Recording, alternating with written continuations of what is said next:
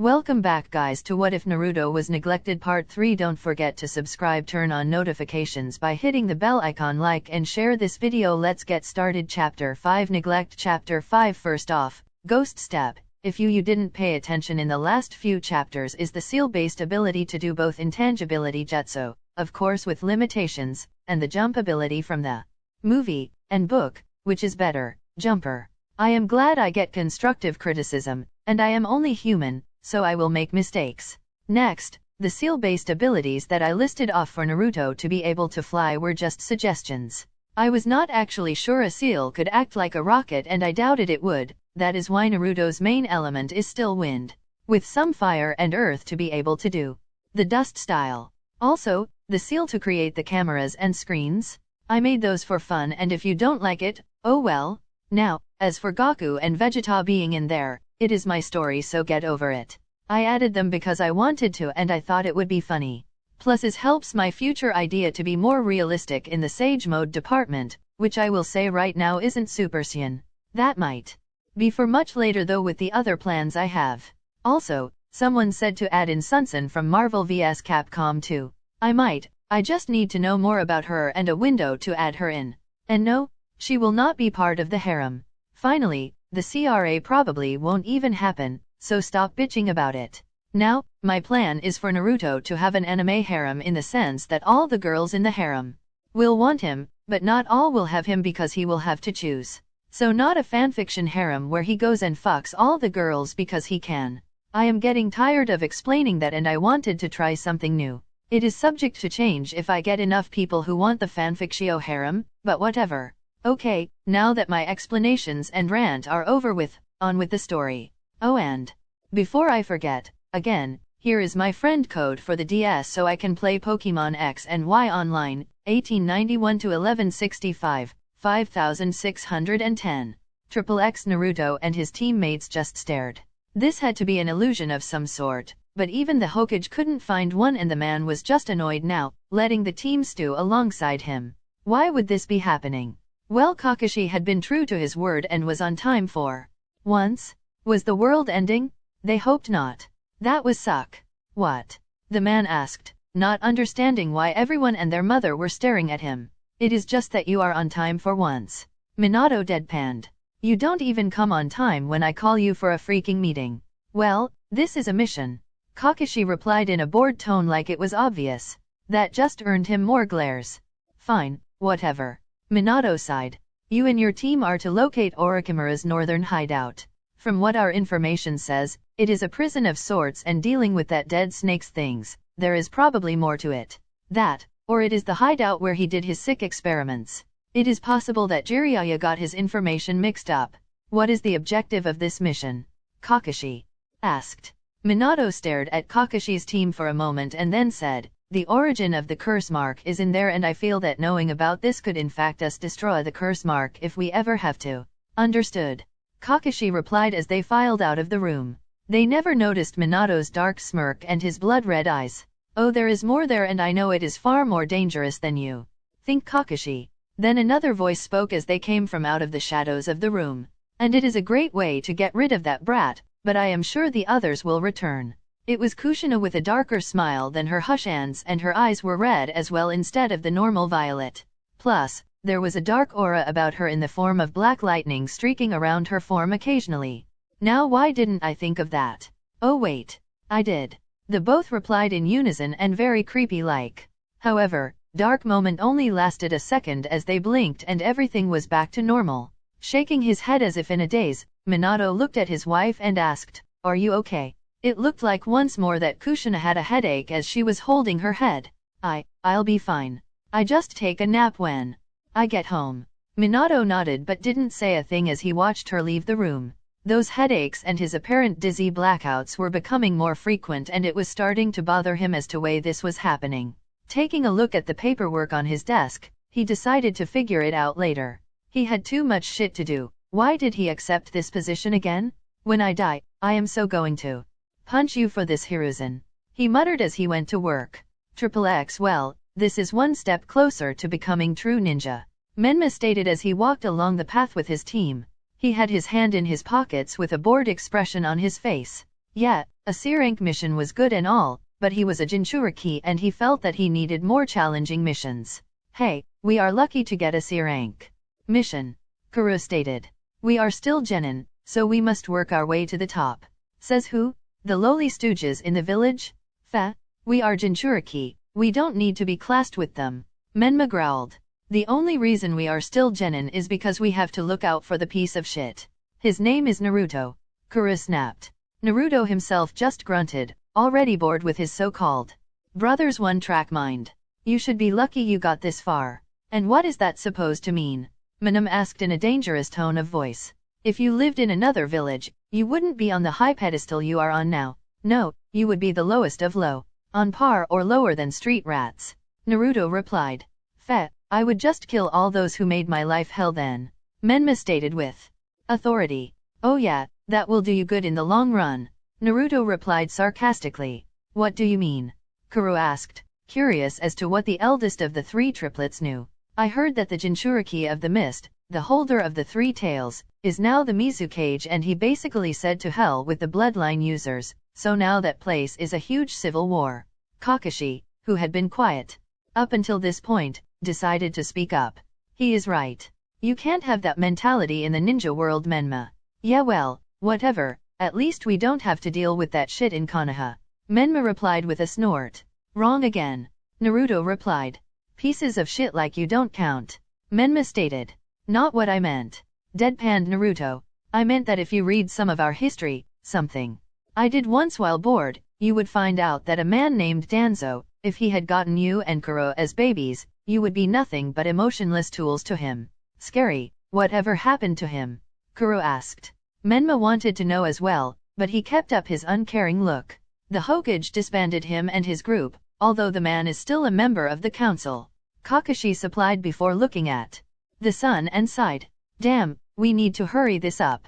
Let's go. The three genin nodded before they all took off at a normal ninja's pace, zipping past the trees as they made their way to the underground base they needed to go to.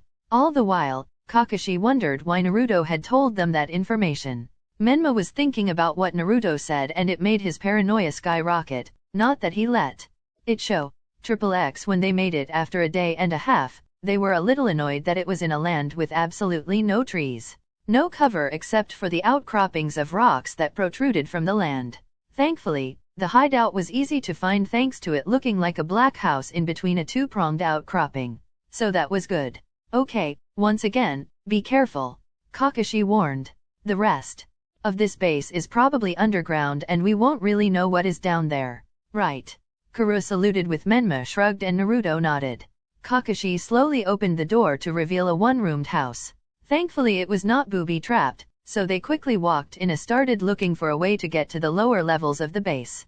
As they moved around the room, Kakashi took in more detail as he was trained to do. The place, while only having one room, was very plain. Rotted wooden floors covered the floor, a moth-filled mattress off to the corner, and broken table at the center and that was it. Kind of sad really. Seeing that Naruto was checking the area with the bed and the other two were checking the dusty walls, he himself checked the desk and he immediately noticed it was of higher quality. Mahogany if he was correct. Mahogany, kind of rolled of the tongue and he felt there was some sort joke about the wood and it having powers. Meh, whatever. This one didn't but he did notice a small note of sorts and he pressed it. That was when the room shook violently and the floor underneath him gave away, making him fall into the darkness below. Kakashi-sensei. The three genin shouted before they disappeared from the room as well. Naruto and Menma, who were both by the bed, fell through the floor as if it was only genjutsu. Odd, a genjutsu over a trapdoor. The same happened to Kuro on the other side of the house. Their mission had truly begun now. XXX the trapdoors had turned into slides of sorts and they each rode down one down to the ground. However, they were separated and Kakashi found himself in another room with a single down at the other end. What caught his attention though was the writing on the walls. Stuff like, "Shut up bitch" and "too many variables," scrawled in a frantic writing down in chalk and blood. Yeah, this is probably where the man did his experiments. Kakashi deadpanned. When he reached the door, he found another batch of odd writing above it. The cake is a lie? I wonder what that is about. He asked himself before shrugging it off as nonsense and walked through the door. Oh that poor, Poor soul. Triple X, get the fuck off me, loser. Menma growled after Naruto and him landed in a pile, with him being on the bottom. Sorry, that was weird though. No shit. Menma commented. Now let's go. Where? Naruto asked. Forward, of course. Menma replied in an irritated manner as he pointed to a hallway. And why should I follow you? Naruto asked. Because people actually give a shit about me, so naturally I should lead. If you actually want to get out of here alive, then follow me. If you want to die, then stay here and rot for all I care. Naruto watched as Menma stomped off down the hallway. Naruto shook his head with an irritated look and went after him. Triple X Kuro sighed as she rubbed her sore butt from where she landed. Damn, didn't expect that. I thought it would have been a series of stairs, not a freaking slide.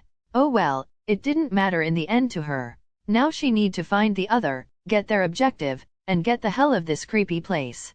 Seriously, who had the time to etch all this snake patterns into the wall, and why would they do it in the first place? What was wrong with people? Shaking her head, she continued her walk down the creepy hallway, only to see a door to the right that was glowing from the light on the side. Carefully, she opened it to reveal something completely different than what she expected. Triple X, yeah, this is about what I expected. Menma deadpanned quietly as they entered the room to see experiments of all kinds lining the room, and it was kind of creepy. No wait, there was a man in a lab coat cackling madly in front a large tank of water, or at least they thought it was just tank of water because the next moment, a pair of eyes showed up and just stared at the cackling man. So more than kind of creepy. What's the plan? Naruto asked reluctantly. Simple, we take this freak out. Oh, she's hot. Menma planned and then was quickly distracted by a redhead.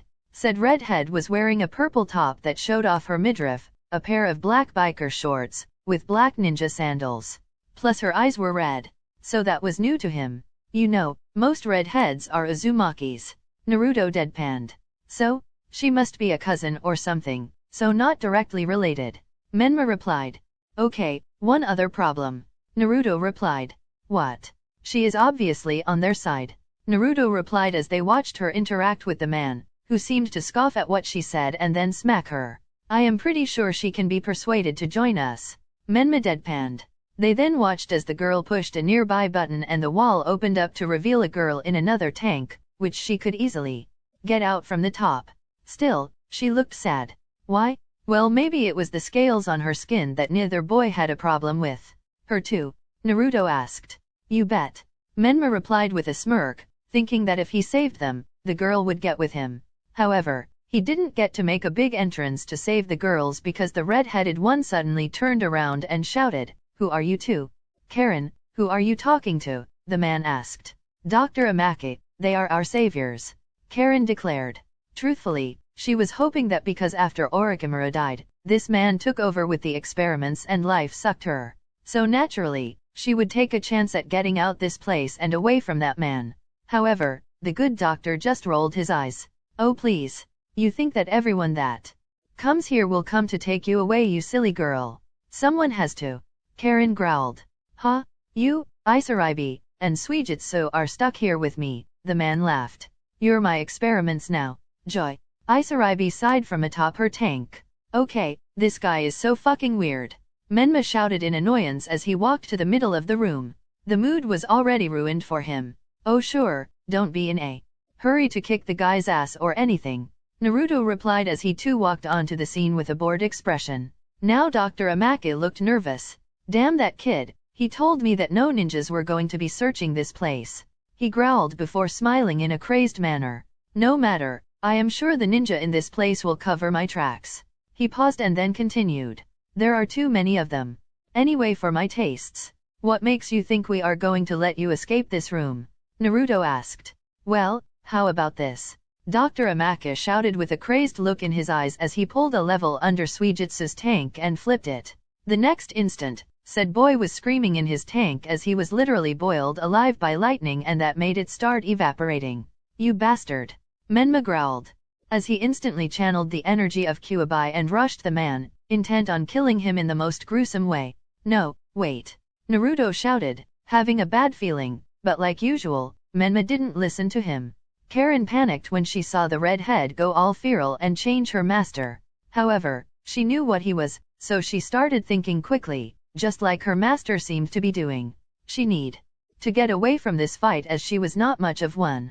Yes, she could take care of herself like any normal person, but she was not a great fighter. Thinking quickly, she flipped a switch and released her friend from her own tank, and the two quickly jumped away just as the Kuabified Menma reached Dr. Amaki, who by this point had turned into his Kaima form, which looked like a humanoid lake monster or a Mirelurk king from Fallout 3. Not expecting this sort of resistance, Menma was easily gut-punched upwards and then kicked into Suijitsu's tank, where he was electrocuted alongside the teen with the ability to turn himself into pure water. This served as the perfect distraction for the man because Naruto, Karen, and Isaribi were checking on Menma and Suijitsu. They never even saw him leave and alert the ninja patrolling the hallways. What were they again? Oh right, Orochimaru named them Sound Ninja. Is he okay? Karen asked the blonde. Naruto frowned as he checked on his brother. Menma was knocked out, but still alive, most likely in thanks to the Kuabi keeping him alive. After all, if Menma dies, so does it. Yeah, he still has a pulse, so he'll live. However, I am not sure about the other one. Suijitsu had turned into a pile of off-colored slime and was unmoving.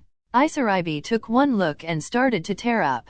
Usually when he went into that form, that meant he was extremely tired and the experiments took too much out of him. But even then he would talk back at people.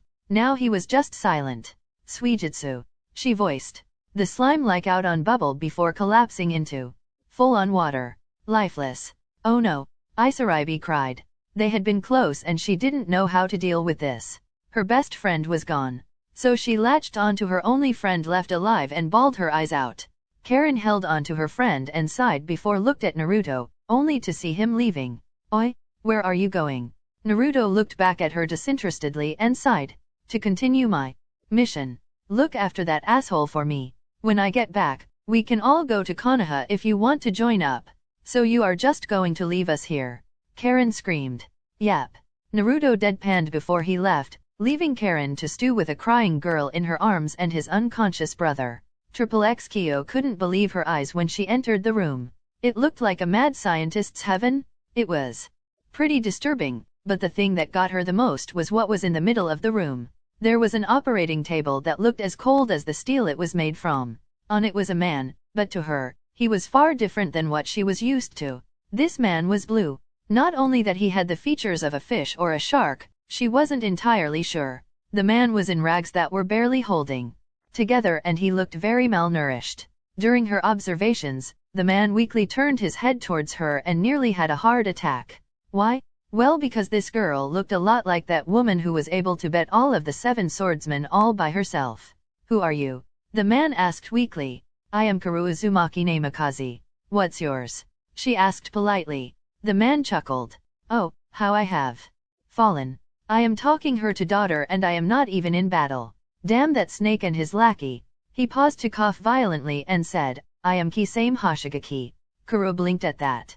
Wow, my mom told me about you. You were really fierce when you fought her to the point that she was actually scared. I tend to do that. Kisame smirked. So kid, what are you doing here? Well, my team was sent here to retrieve info on Orochimaru's curse mark now that he is dead. Well shit. So the lackey has been doing his experiments on my alone. Terrific. Kisame growled as he felt even more shame. Oh well, he was dying so it didn't matter to him that much. He would be dead soon. However, there was still the matter of his successor. He didn't have one. Looking to the girl, the daughter of the woman who had defeated him and the other swordsman, he got an idea. So kid, you must be a great ninja thanks to your mom. Kuro smiled sadly at that. Not really. My ninja skills aren't that great. Mom and dad are more focused with my other powers. I see. Kisame replied. So you don't have a major plan for being a ninja? Your own style? No, not really. Kuro replied sadly. Ha, then how about this kid? You take my blade and the scrolls next to it and use my style. Are you sure? Why not? I am dying and I won't be able to use that shit anymore. Hell, I doubt any of the other swordsmen are still alive. Kisame replied. Softly walking over to the discarded sharkskin blade leaning against the wall, she gripped the hilt and while normally it would have destroyed her hand for just touching it, it just hummed as it ate away at her chakra, which she didn't even feel. What she did experience were the memories of Kisame and the others who had wielded the blade. Once it was done, she looked back at Kisame with a determined look in her eye. I do better than just use your style and sword. I will find the other blades and continue their legacy as well. My mother may have defeated you all, but I will be you all. Kisame smiled a true smile after hearing that declaration. And we will all be proud of you, kid. He coughed again, but this time it was more violent as blood races out of his mouth. Damn, this dying business sucks. Guess that is what I get for making all those people suffer, but I am going out in my own way. Kid, get the hell out of here, and good luck. The girl nodded and left the room, sad that the man was dying as she took his stuff.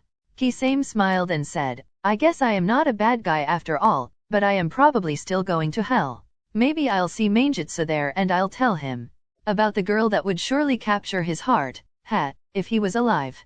He then gathered what little chakra he had left and said, this is my last summoning. Give me a better death than this and I promise that girl will be a better summoner than me. Summoning Jutsu. With his piece said, Kisame smiled as 3 sharks appeared and ripped him to shreds. Kuro, who was still outside the door to his room, silently cried for the fallen swordsman. She would make him and the others proud. As for Not, she needed to find her brothers. However, she then felt the signs of someone using the Kyuubi's energy and shot off in search of Menma, feeling that he could be in trouble because the feeling of that dark chakra didn't last long. But she didn't get to dwell on that because she felt it again. But this time it was different. What the hell is going on and what does the second one feel different? She asked herself as she ran through the hallways.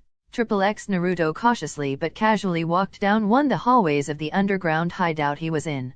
He was sure Kakashi would find something in this hideout, him or Kuro, because he was not really finding anything and Menma was out cold. The almighty Jinchuriki, bested by lightning.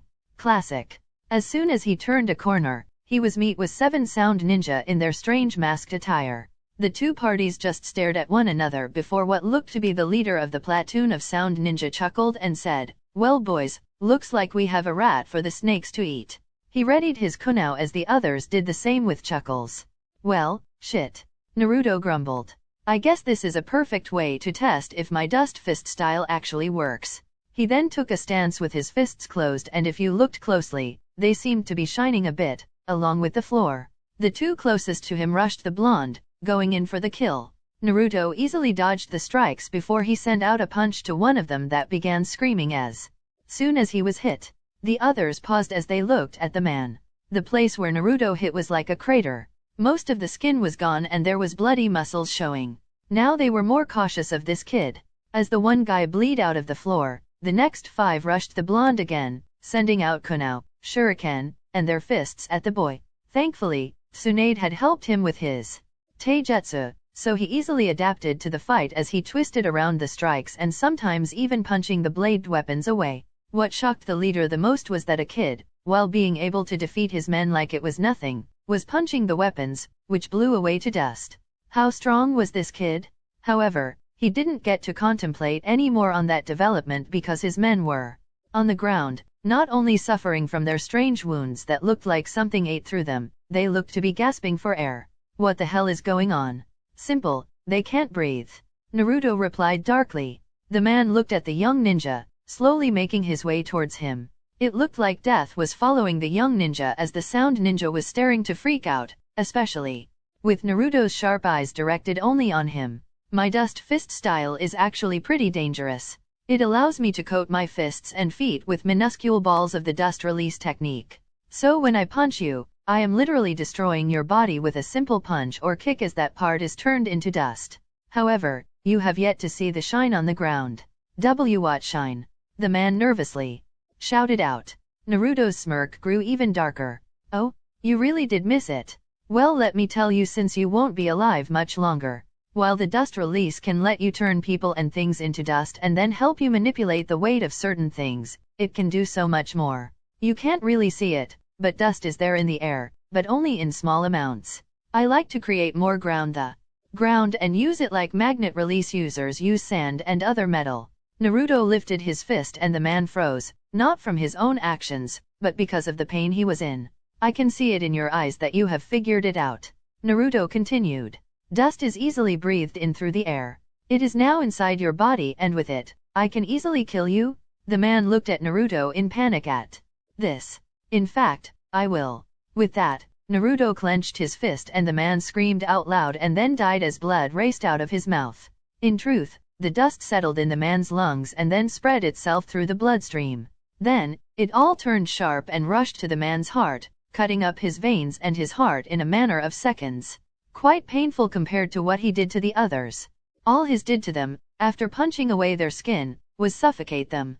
Naruto looked at all the dead men around him and sighed heavily. This had been his first kill. However, he would have to deal with that shit later because he still had a mission to do. Still, that didn't stop him from throwing up his breakfast. Shaking his head to clear his thoughts, he walked away. Soon he found himself in front of a large steel door. It looked like it was meant to keep something in. Raising an eye, Naruto decided to open it and see what was inside. He was met with a dark room and someone cowering in the corner. Hey, you okay in there? Naruto asked. Yes, now close the door and leave me alone. I am a danger to everyone, the man shouted. Why? When Kimimaro was alive, he said I was the source to something called the curse mark, the man shouted again, but my body is much worse than that. I am a monster, I want to kill everyone. Okay, so the good news, he found the source of the curse mark. The bad news, the guy was nuts from being in a dark room for a long time. Terrific. Listen, I have friends back home that can help you. No, I am a monster, the man screamed as his voice changed and he stepped into the light.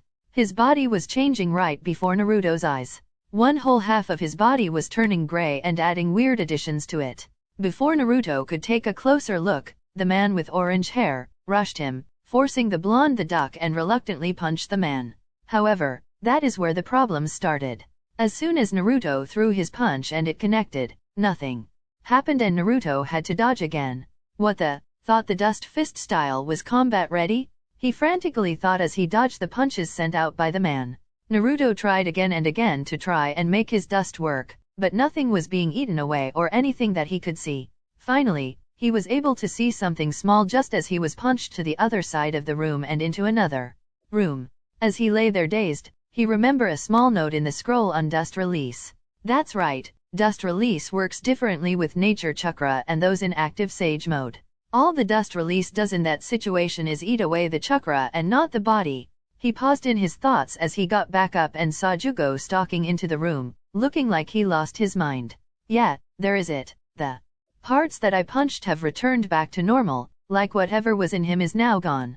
Could be from a clan that unconsciously uses nature chakra? Yikes. Just die for me. Jugo roared. His voice back to normal but his mind was not as he sent a flurry of punches at the blonde, sending him further in the base. The sound ninja quickly evacuated from the area, fearing what the resident monster would do to them. Damn. Naruto replied as he got back up, his clothes in rough shape and his left arm looked to be broken. At this rate, I won't be able to punch that shit out of him, unless he used that power. Are you still alive? Damn, you are one tough shit. Jugo shouted at him. Yay, lucky me. Naruto groaned. However, to match you, I am forced to have to use a power I gained from being the son of a former Jinchuriki. Good thing I modified it. Naruto them held up the rem sign as Jugo laughed in glee. Suddenly, seals appeared under his shirt, making it look see-through for a moment and then he erupted with power. Ranyakuzen-shin? Jugo watched and Naruto seemed to hunch over as a dark red aura exploded around him. Naruto's eyes turned red with an animalistic quality about them and he gained the same whisker marks on his cheeks that his siblings had, but they were far fiercer. Finally the aura itself felt dark with emotions such as hatred and anger, but mostly anger. Plus, there were dark lightning-like strikes running along his frame every now and then. You call yourself a monster, then fine. Let's fight as monsters.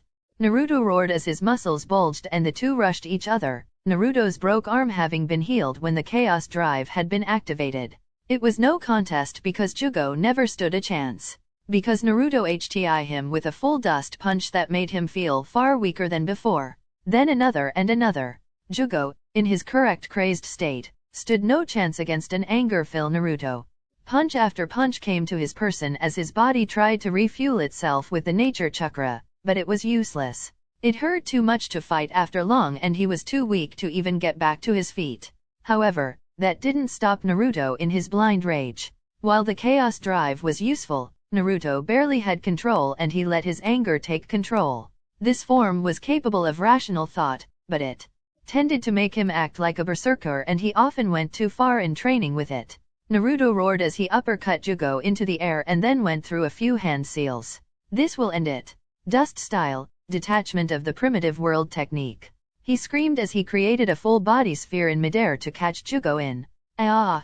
Jugo screamed in agony as all the nature chakra in his body was completely and forcefully destroyed. For him this technique also temporarily stopped his body from absorbing more nature chakra for a good long time. Naruto slowed walked to Jugo's downed form and the two stared at each other before Naruto sighed as he forced the chakra of the Chaos Drive back deep inside his body. He hated being reminded that he was her son and unfortunately, he couldn't get rid of this dark chakra as it was part of his system and it just refilled itself. Jugo stared at the blonde in fear and in amazement. He had stopped the flow for the time being. The blonde and all but defeated him and he had a chance to kill him but didn't. Maybe he should take Naruto's offer. Now, will you join me to the leaf? It took Jugo a minute to answer, but he did with a weak yes. Naruto, a voice asked in a bit of shock. Naruto looked back in a bit of panic to see Kuro behind him, looking at him with wide eyes. Oh, fuck. XXXX there, I am done with this chapter. I hope you all liked it and I am sorry for the long time it took to update. I had trouble getting this out of my head. Also, I do not want to see any flames for the jutsu I used to end the fight with Jugo. Just deal with it. Plus, if you do complain about it, then you didn't read Naruto's thoughts on what it could do to nature chakra. After all, it weakened the Susanoo in the manga, I think. Also, let me know about any grammar mistakes I had. I didn't have time to check on that because I had to go home. God, I wish I— Welcome back guys to What If Naruto Was Neglected Part 3. Don't forget to subscribe, turn on notifications by hitting the bell icon, like and share this video. Let's get started. Chapter 5 Neglect. Chapter 5 First off, Ghost Step. If you didn't pay attention in the last few chapters is the seal-based ability to do both intangibility jutsu, of course with limitations, and the jump ability from the movie and book, which is better, jumper. I am glad I get constructive criticism, and I am only human, so I will make mistakes. Next, the seal-based abilities that I listed off for Naruto to be able to fly were just suggestions. I was not actually sure a seal could act like a rocket and I doubted it would. That is why Naruto's main element is still wind, with some fire and earth to be able to do the dust style. Also, the seal to create the cameras and screens. I made those for fun and if you don't like it, oh well. Now, as for Goku and Vegeta being in there, it is my story so get over it. I added them because I wanted to and I thought it would be funny. Plus it helps my future idea to be more realistic in the Sage Mode department, which I will say right now isn't Super Saiyan. That might be for much later though with the other plans I have. Also, someone said to add in Sunsun from Marvel vs Capcom 2. I just need to know more about her and a window to add her in. And no, she will not be part of the harem. Finally, the CRA probably won't even happen, so stop bitching about it. Now, my plan is for Naruto to have an anime harem in the sense that all the girls in the harem will want him, but not all will have him because he will have to choose. So not a fanfiction harem where he goes and fucks all the girls because he can. I am getting tired of explaining that and I wanted to try something new. It is subject to change if I get enough people who want the fanfiction harem, but whatever. Okay, now that my explanations and rant are over with, on with the story. Oh and before I forget, again, here is my friend code for the DS so I can play Pokemon X and Y online, 1891 to 1165. 5610. X Naruto and his teammates just stared. This had to be an illusion of some sort, but even the Hokage couldn't find one and the man was just annoyed now, letting the team stew alongside him. Why would this be happening? Well, Kakashi had been true to his word and was on time for once. Was the world ending? They hoped not. That was suck. What? The man asked, not understanding why everyone and their mother were staring at him. It is just that you are on time for once. Minato deadpanned. You don't even come on time when I call you for a freaking meeting. Well, this is a mission. Kakashi replied in a bored tone like it was obvious.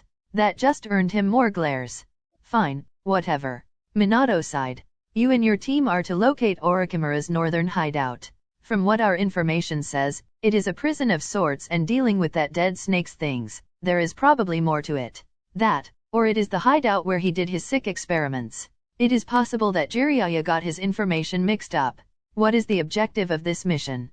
Kakashi asked. Minato stared at Kakashi's team for a moment and then said, the origin of the curse mark is in there, and I feel that knowing about this could in fact us destroy the curse mark if we ever have to.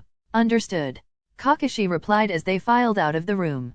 They never noticed Minato's dark smirk and his blood-red eyes. Oh, there is more there, and I know it is far more dangerous than you think, Kakashi. Then another voice spoke as they came from out of the shadows of the room. And it is a great way to get rid of that brat, but I am sure the others will return. It was Kushina with a darker smile than her Hushans, and her eyes were red as well instead of the normal violet. Plus, there was a dark aura about her in the form of black lightning streaking around her form occasionally. Now why didn't I think of that? Oh wait, I did. The both replied in unison and very creepy-like. However, dark moment only lasted a second as they blinked and everything was back to normal. Shaking his head as if in a daze, Minato looked at his wife and asked, "Are you okay?" It looked like once more that Kushina had a headache as she was holding her head. I'll be fine. I just take a nap when I get home." Minato nodded but didn't say a thing as he watched her leave the room. Those headaches and his apparent dizzy blackouts were becoming more